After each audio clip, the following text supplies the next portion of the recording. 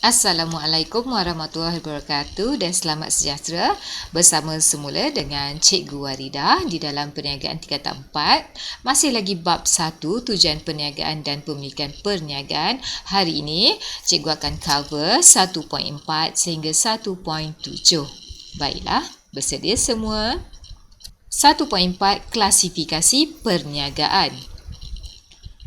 Klasifikasi perniagaan kita klasifikasikan kepada dua, iaitu saiz dan sektor. Saiz bagi pada 3, iaitu kecil, sederhana dan besar. Manakala pula sektor adalah sektor utama, sektor kedua dan sektor ketiga.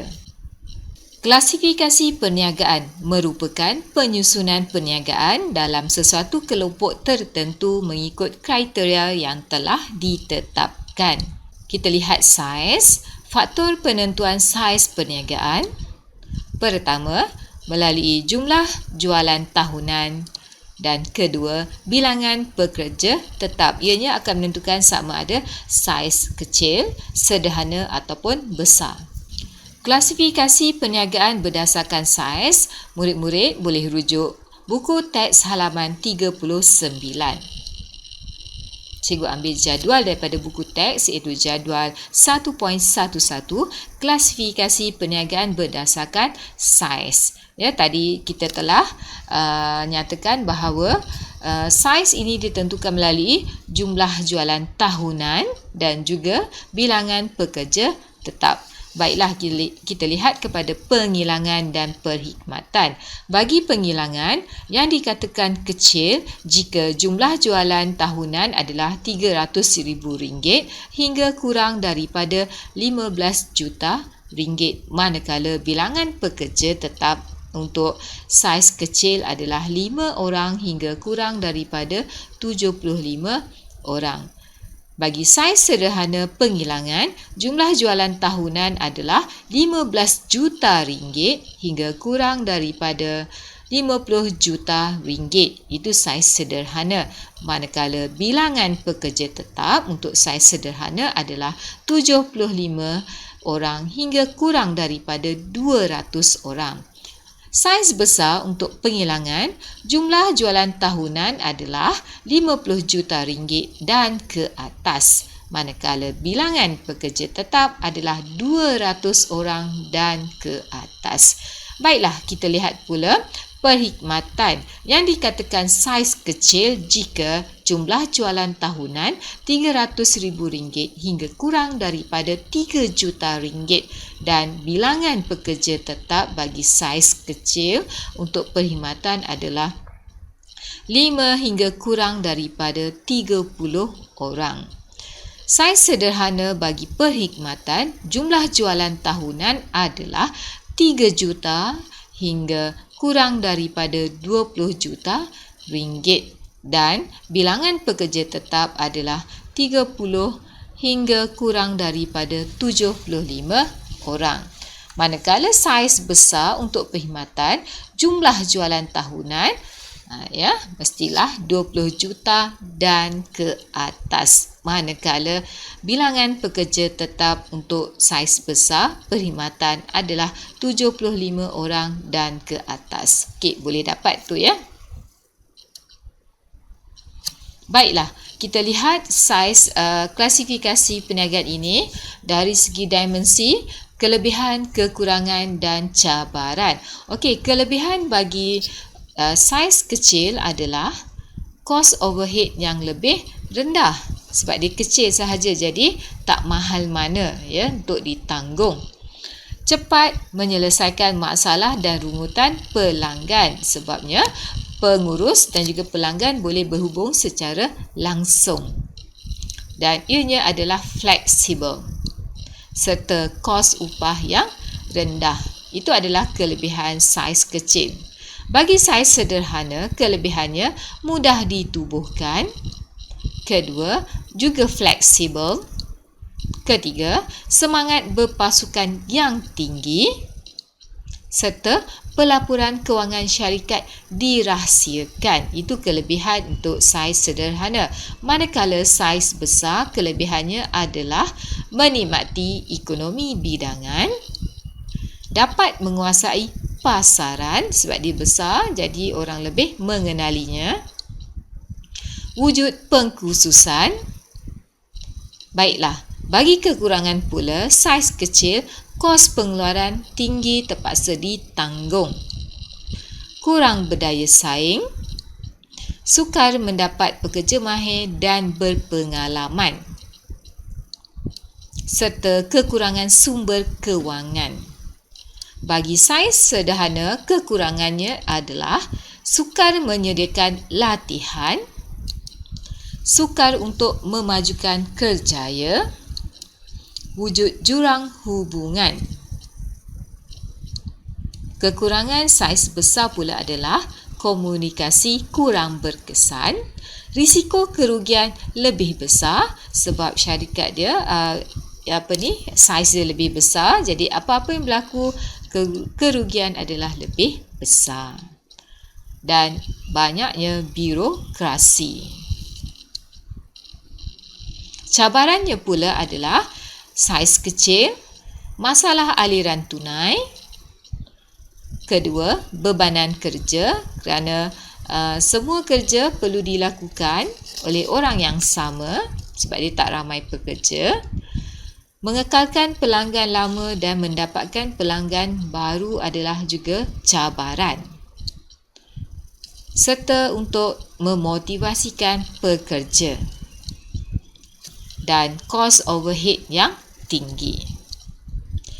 Cabaran saiz sederhana pula adalah meningkatkan hasil, pengambilan pekerja, undang-undang dan peraturan kerajaan. Cabaran saiz besar pula adalah ketidakpastian pasaran, pengambilan pekerja, meningkatkan keuntungan tahunan, serta perundangan dan peraturan kerajaan. Itu adalah cabaran bagi saiz kecil, sederhana dan besar. Kita pergi kepada sektor perniagaan. Tadi di awal cikgu ada sebut sektor perniagaan ada berapa? Bagus, ada 3, iaitu utama, kedua, ketiga. Ya, kita lihat sektor utama juga disebut sebagai prima. Definisi sektor utama adalah meliputi semua aktiviti pengekstrakan sumber semula jadi dengan mengeluarkan bahan atau hasil alam semula jadi dari bumi atau laut. Dan kebiasaannya sektor utama ini dia tidak menukarkan bentuk bahan yang dikeluarkan itu. Ya, dia kalau dijual dengan bentuk yang asal. Sektor utama terbahagi kepada 4, iaitu perlombongan. Kita lihat di sini perlombongan petroleum dan gas asli. Kedua, contoh emas, kuprum dan biji timah serta mineral lain bukan logam. Lihat di sini ya, cikgu sertakan contoh di sini. Ini adalah petroleum. Ya, cari gali petroleum. Okey, kedua, sektor utama pertanian, iaitu tanaman jualan untuk pasaran tempatan atau ekspor seperti kelapa sawit dan getah. Kita lihat di sini. Ini ya situasi di perladangan kelapa sawit. Ketiga, pembalakan, iaitu menebang kayu balak, kayu merbau, contoh ya, cengal, meranti, seraya dan keruing. Okey, ini contoh aktiviti sektor utama. Boleh ya? Okey.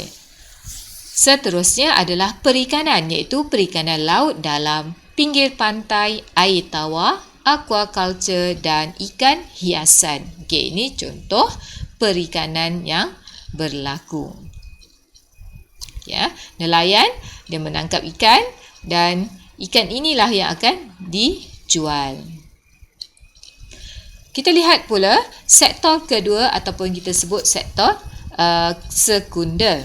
Definisinya adalah melibatkan pemprosesan bahan mentah untuk menghasilkan barang siap atau barang separuh siap. Bahan mentah ini diperolehi daripada sektor utama. Okey, kita lihat. Sektor kedua atau sekunder terbahagi kepada 4, iaitu yang pertama, pembuatan dan penghilangan. Contoh, kita lihat ni, ini adalah suasana di kilang sarung tangan.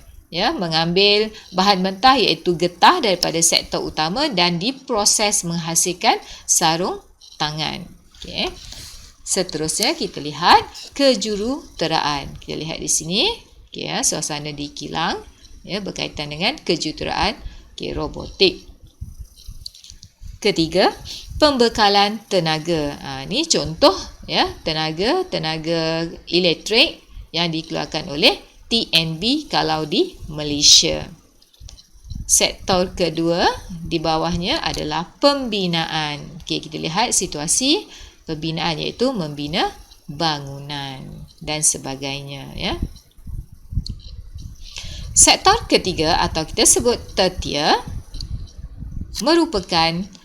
melibatkan aktiviti membekalkan perkhidmatan tertentu daripada pengeluar terus kepada pengguna, ataupun kita juga sebut sebagai sektor perkhidmatan. Okey, kita lihat pembahagiannya. Terbahagi kepada 3. Pertama, kita lihat perkhidmatan awam. Di Malaysia, keupayaan rakyat untuk membayar kos perkhidmatan swasta masih lagi rendah. Maka, sektor ketiga di Malaysia yang terbesar antaranya adalah perkhidmatan awam. Kerajaan mengamalkan dasar seperti dasar penswastaan untuk membantu keselesaan, kesejahteraan, kebajikan dan keselamatan rakyat. Terdapat beberapa bidang tidak diswastakan sepenuhnya seperti pendidikan dan kesihatan.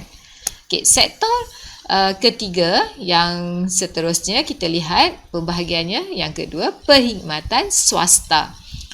Perkhidmatan swasta ini wujud adalah untuk memberikan perkhidmatan kepada perniagaan dan individu, serta perkhidmatan ditawarkan oleh perniagaan yang dimiliki secara persendirian seperti peruncitan dan akaunten. Kalau perkhidmatan swasta, dia punya matlamatnya adalah memaksimumkan keuntungan. Baik, sektor ketiga yang seterusnya, kita lihat perkhidmatan sukarela atau kebajikan, iaitu perkhidmatan disediakan oleh badan-badan amal dan sukarela dalam bidang seperti kesihatan, komuniti dan alam sekitar. Baiklah, sampai kepada teknik menjawab soalan. Cikgu percaya ada antara kamu yang telah mahir dengan teknik menjawab soalan perniagaan. Baik, kita lihat terus pada soalan. Jelaskan 4 cabaran perniagaan bersaiz kecil. Peruntukan markah 4 markah. Okay, what should you do? First, yes, good. Masih ingat lagi? Gariskan kata kunci soalan. Kenal pasti. Dan kita highlightkan. Okay, di sini kata kuncinya adalah jelaskan. Baiklah, lepas kita gariskan atau highlightkan, kita terus buat. Kalau nak jelaskan, dia nak apa? Okey, huraian. Okey, cikgu tersilap Di sini sepatutnya huraian, bukan fakta Okey, 4 cabaran perniagaan bersaiz kecil. Dia nak 4 cabaran. Cabaran apa? Oh, saiz kecil. Okey, jadi kita jelaskan huraian. Jawapannya. Okey, panduan jawapan. Jangan lupa 4 cabaran perniagaan bersaiz kecil ialah kepala jawapan. Mesti ada. Okey, baru kita masuk kepada kita punya huraian. Iaitu pertama, perlu memikirkan strategi untuk meluaskan pasaran kerana pasaran sedia ada yang kecil dan terhad. Itu adalah cabaran perniagaan saiz kecil. Okey, 1 markah. Kedua, perlu memotivasikan pekerja kerana pekerja merupakan faktor penting dalam sesebuah perniagaan. Okey, 2 markah.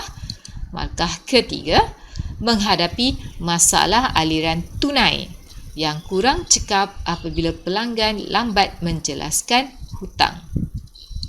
Dan markah keempat, kawalan ke atas kos overhead untuk memastikan perniagaan tidak menghadapi risiko penamatan perniagaan akibat menanggung kos overhead yang berlebihan.